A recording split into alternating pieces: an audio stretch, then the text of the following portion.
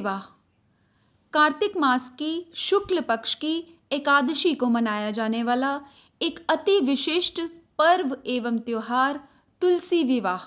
तुलसी विवाह मान्यताओं के हिसाब से और हमारे शास्त्रों पुराणों के हिसाब से तुलसी के पौधे, तुलसी के वृक्ष यानी तुलसी माता और श्री हरि विष्णु के शालिग्राम रूप के विवाह बंधन के बांधने के पर्व को तुलसी विवाह के रूप में मनाया जाता है। पद्म पुराण की बात माने तो कार्तिक शुक्ल नवमी को, जिस दिन आंवला नवमी होती है या जिसे कूष्मांडा नवमी भी कहते हैं, जिसे अक्षय नवमी भी कहते हैं, उस दिन तुलसी विवाह का उल्लेख किया गया है। किंतु अन्य ग्रंथों के अनुसार हरि प्रबोधनी एकादशी यानी देव उठावनी एकादशी से पूर्णिमा तक के 5 दिन अधिक फल देते हैं। यानी एकादशी से लेकर पूर्णिमा तक के 5 दिनों में किसी भी दिन तुलसी विवाह का आयोजन किया जा सकता है। शास्त्रों की माने तो तुलसी विवाह के 3 माह पहले से तुलसी के वृक्ष को, तुलसी के पौधे को सिंचाई और पूजन करके पोषित करना चाहिए। जैसे आपके घर की किसी कन्या का विवाह हो और आप उसका पहले से ही खास विशेष ध्यान रखें। जिस दिन तुलसी का विवाह शालिग्राम से करना हो, उस दिन विवाह मुहूर्त में तोरण मंडप आदि की रचना करके ब्राह्मणों को बुलाकर विधि विधान से मंदिर की साक्षात मूर्ति या आपके घर के ही शालिग्राम या विष्णु भगवान के साथ पोषित तुलसी का विवाह संपन्न कराना चाहिए। जो भी गृहस्थी तुलसी माता के माँ बाप बने हो यानी सपत्नीक यजमान हो, उनको उत्तर दिशा की तरफ मुंह करके बैठना चाहिए और तुलसी का मुख पूर्व की तरफ रखना चाहिए। यह विवाह गोधूली के समय में यानी संध्या काल आरंभ होने से पहले करना चाहिए। कलयुग समय की बात करें तो तकरीबन 4:30 से 7 बजे के बीच में यह विवाह आयोजन की प्रक्रिया शुरू कर देनी चाहिए और उसके बाद चाहे कितना भी समय लगे तुलसी विवाह को संपन्न होने में, उसके लिए कोई बाधित विधान नहीं है। तुलसी विवाह करते समय वर यानी भगवान विष्णु या शालिग्राम का पूजन करें, कन्या यानी तुलसी का दान करें। प्रायः यह देखा जाता है कि जो भी लोग तुलसी विवाह करते हैं, किसी एक दंपति की तुलसी होती है और एक दंपति के शालिग्राम या विष्णु भगवान की मूर्ति होती है।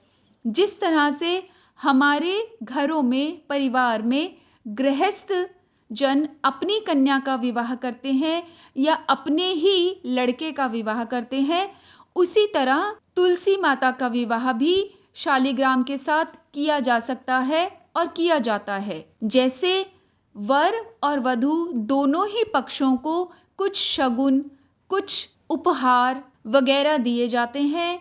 दुल्हन के लिए श्रृंगार का सामान आता है, दुल्हन को सजाया जाता है, वर के विशेष कपड़े होते हैं। दोनों ही वर और वधू नए कपड़े, नए गहने, नए आभूषणों से सज्जित होते हैं।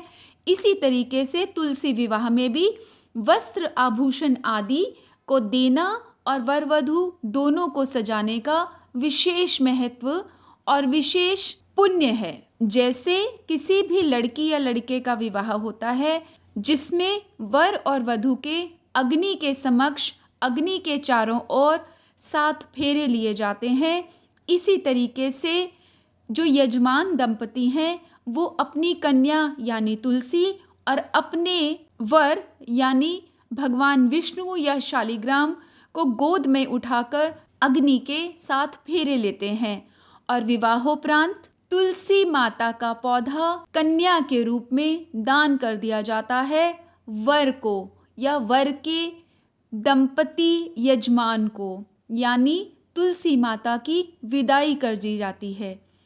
और इसी प्रकार जो वर पक्ष होता है तुलसी माता के पौधे को ससम्मान विधि विधान से अपने घर में बहू बनाकर ले जाते हैं। विवाह के उपरांत यह शास्त्र सम्मत है कि घर में पूरी रात जागरण हो। अगर यह संभव ना हो तो कीर्तन मंगलाचार तो हो ही, चाहे वो अर्धरात्रि तक हो। और तुलसी और शालिग्राम को एक ही गमले में एक ही जगह पर पूर्ण रात्रि के लिए छोड़ दिया जाता है। ऐसी शास्त्र सम्मत मान्यता है। विवाह के उपरांत यथाशक्ति ब्राह्मणों को भोजन कराकर स्वयं भी भोजन करना चाहिए और ब्राह्मणों को दान दक्षिणा उपहार देना न भूलें। यदि आप किसी कारणवश तुलसी विवाह या शालिग्राम का विवाह अपने घर में नहीं करा सकते हैं तो भी आप अपने घर के मंदिर में अपने शालिग्राम को, अपने विष्णु भगवान की मूर्ति को, अपने कान्हा को स्नान कराइए, शुद्ध नए वस्त्र पहनाइए, उनका तिलक और षोडशोपचार से पूजन करिए, फल फूल आंवला अर्पित करिए और इसी तरीके तुलसी माता के पौधे को भी एक नववधू की तरह श्रृंगार कीजिए।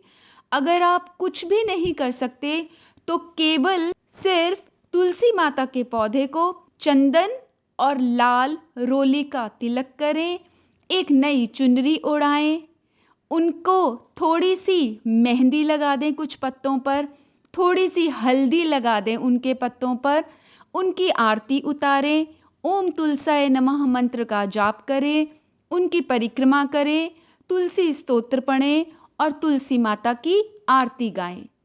शाम के समय हो सके तो शालिग्राम या विष्णु की मूर्ति को तुलसी के पौधे में रख दें। दोनों ही वर वधू को अपने भावपूर्ण शब्दों से, श्रद्धा से विवाह की शुभकामनाएं दें, उनकी परिक्रमा करें और अपने जीवन को धन्य बनाएं। याद रहे, एकादशी है।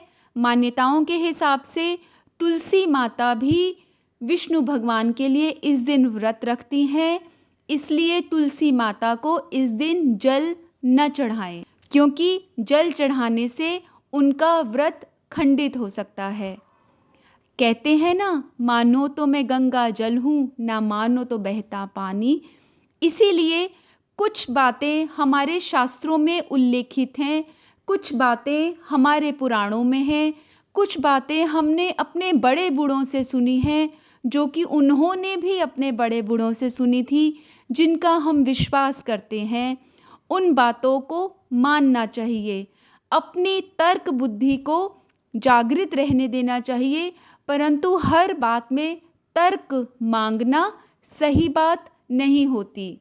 कहते हैं ना, सूर्य भगवान इस दुनिया में साक्षात भगवान है, परंतु न मानो तो ये एक सिर्फ ग्रह हैं। इसलिए अपनी मान्यताओं को, अपने बड़े बूढ़ों के ज्ञान को, उनकी समझ को मानिए, उन पर विश्वास रखिए और याद रखिए, भक्ति का सबसे सही और आसान उपाय है अपने भावों को शुद्ध रखना।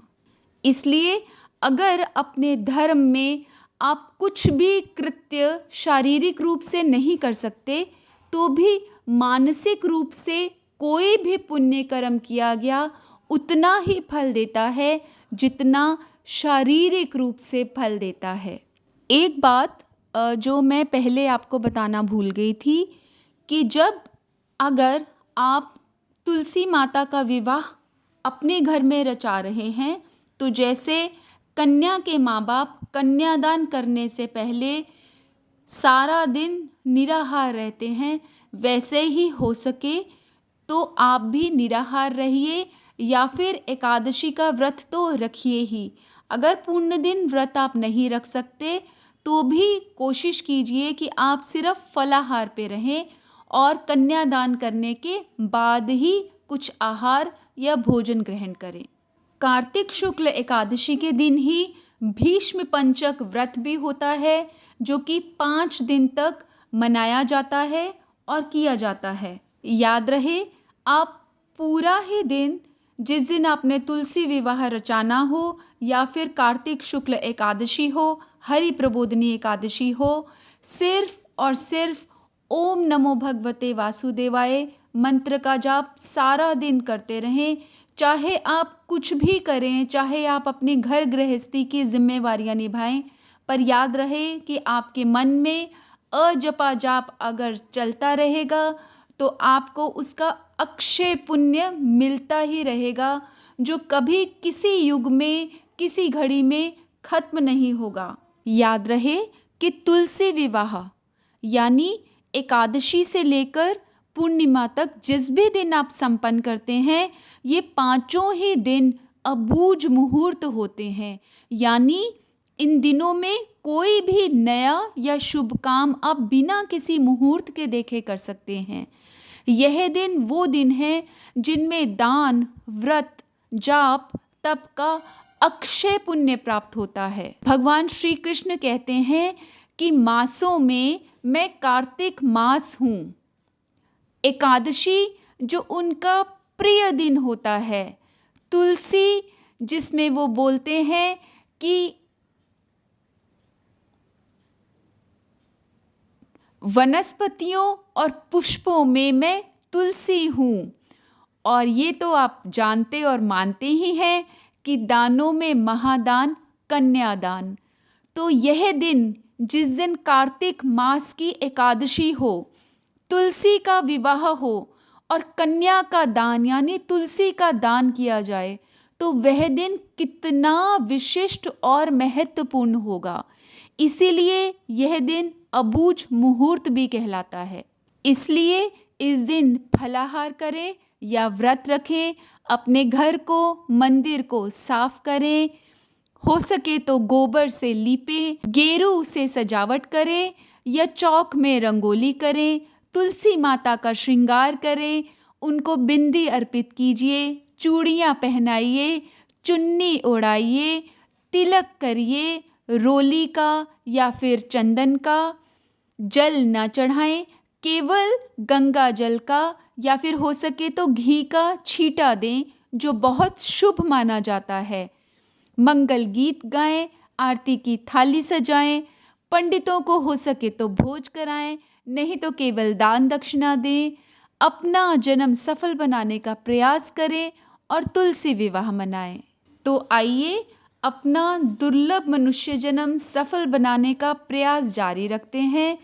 तुलसी माता और शालिग्राम भगवान को विवाह की शुभकामनाएं देते हैं, उनके विवाह में सम्मिलित होते हैं, उनका विवाह रचाते हैं, एकादशी का व्रत रखते हैं, ओम नमो भगवते वासुदेवाय मंत्र का जाप करते हैं और अपने जीवन को धन्य समझते हैं। तुलसी विवाह की, हरि प्रबोधिनी एकादशी की आप सबको एक बार फिर से ढेर सारी शुभकामनाएं।